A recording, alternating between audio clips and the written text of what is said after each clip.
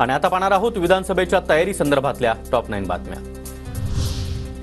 महाराष्ट्र विधानसभेची निवडणूक दिवाळीनंतर होण्याची शक्यता। गणेशोत्सव आणि दिवाळी त्याचबरोबर इतरही सणांमुळे महाराष्ट्र विधानसभेची निवडणूक लांबणीवर। मुख्य निवडणूक आयुक्त राजीव कुमार यांची माहिती। 113 ठिकाणी आमचे मतदार आमदार पडू शकतात। 20 तारखेपर्यंत कळेल किती आणि कुणी वाटोळ केलंय ते। 29 तारखेनंतर स्पष्ट करणार। जरांगेंचा सत्ताधाऱ्यांसह विरोधकांनाही इशारा। विधानसभा निवडणुकीसाठी प्रहार आणि वंचित बहुजन आघाडीला अधिकृत चिन्ह। निवडणूक आयोगाकडून वंचितला गॅस सिलेंडर तर प्रहारला बॅटचं चिन्ह।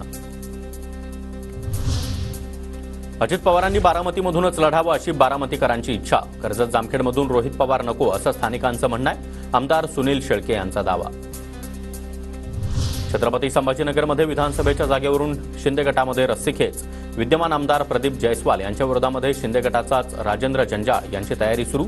मध्य विधानसभेची जागा लढण्यास जंजाळ इच्छुक। महाविकास आघाडीकडून ठाकरेंना मुख्यमंत्रीपदाची ऑफर न देता प्रचार प्रमुखाची ऑफर। यातून वेगळं राजकारण दिसतंय।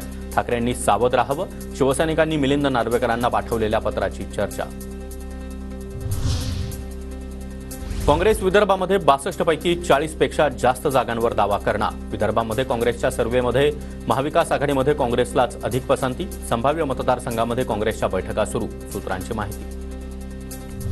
विधानसभेमध्ये पूर्व विदर्भामध्ये भाजपला फटका। भाजपचे माजी खासदार शिशुपाल पटले यांचा काँग्रेसमध्ये प्रवेश। नाना पटोले यांच्या उपस्थितीमध्ये पक्षप्रवेश संपन्न।